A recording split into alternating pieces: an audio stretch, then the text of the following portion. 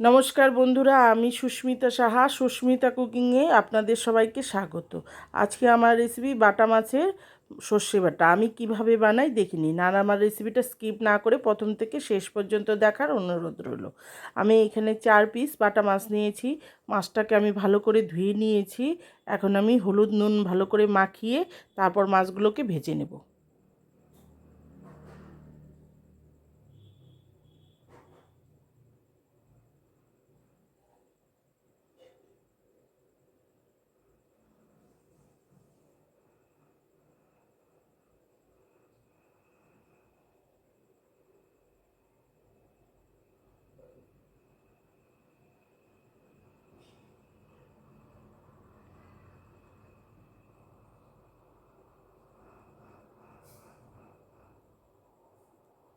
মাছগুলোর মধ্যে আমি হলুদ নুন মাখিয়ে নিয়েছি। এখন মাছগুলো আমি ভেজে নেব। তার জন্য আমি গ্যাসে ফ্রাইং প্যান বসিয়ে দিয়েছি। দিয়ে দিচ্ছি পরিমাণ মতো সর্ষের তেল। তেলটা আমার গরম হলে তারপর আমি মাছগুলো ভেজে নেব।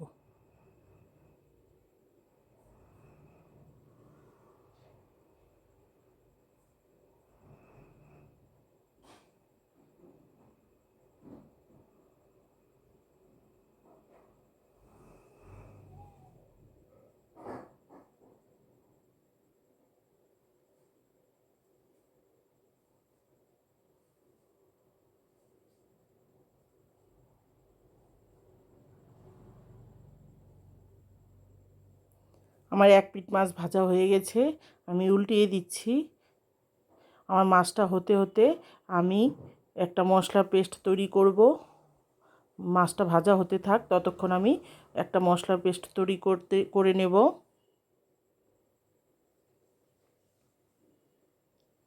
একটা মিক্সিং জার নিয়েছি, তার মধ্যে দিয়ে দিচ্ছি 2 চামচ হলুদ সর্ষে বা সাদা সর্ষে,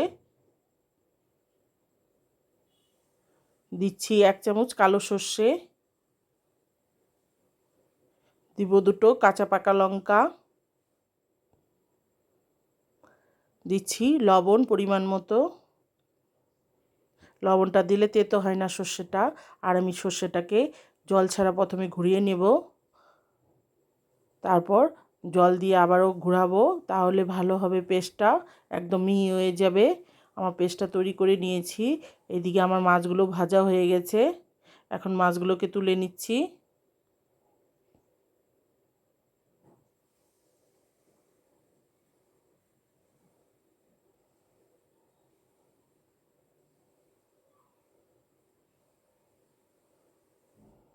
মাছগুলোকে তুলে নিয়ে ওই তেলের মধ্যে আমি ফোড়ন দিয়ে দিচ্ছি কালো জিরে, দিচ্ছি হলুদের গুঁড়ো 1/2 চামচ আর জিরের গুঁড়ো 1/2 চামচ। আমি মশলাগুলোকে 1 মিনিটের মতো ভেজে নেব।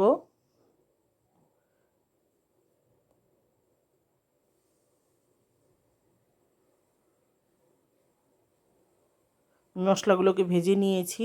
এখন যে পেস্ট করে রেখেছিলাম ওই মশলাগুলো দিয়ে দেব। সর্ষে আর কাঁচা লঙ্কার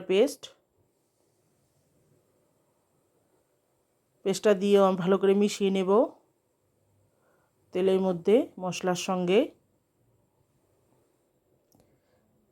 মিশিয়ে নিয়েছি। এখন মিক্সিং জার ধুয়ে জল দিয়ে দিব।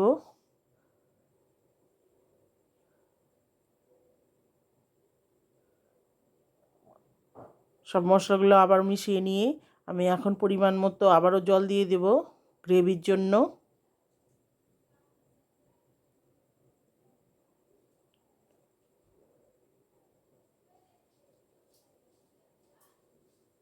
এখানে আমি 1/2 কাপের মতো আরও জল দিচ্ছি।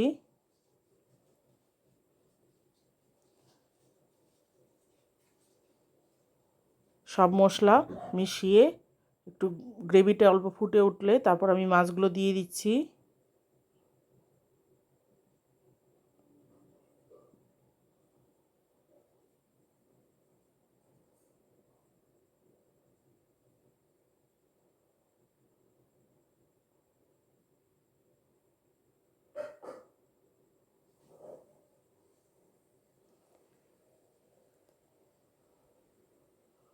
দিয়ে দিচ্ছি চেরা কাঁচা লঙ্কা 3টে,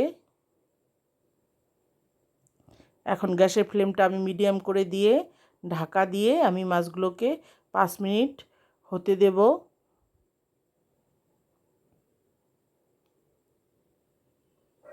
আমার 5 মিনিট হয়ে গেছে, আমার গ্রেভিটাও গাঢ় হয়ে গেছে। আমি মাঝখানে মাছগুলোকে একবার উল্টিয়ে দিয়েছিলাম।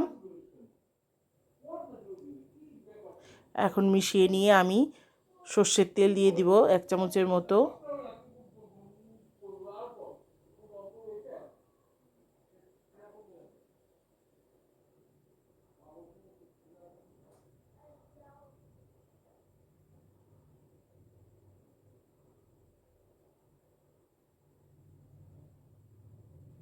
দিয়ে দিচ্ছি সর্ষের তেল 1 চামচের মতো।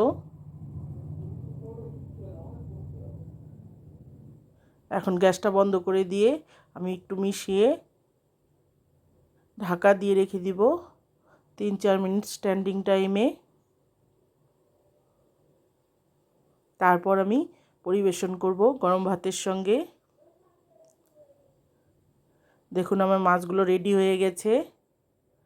এইভাবে করে খাবেন আর আমাকে বলবেন কমেন্টসে যে খেতে কেমন হয়েছে। আর আমার রেসিপিগুলো যদি ভালো লাগে প্লিজ লাইক শেয়ার করবেন বন্ধুদের সঙ্গে।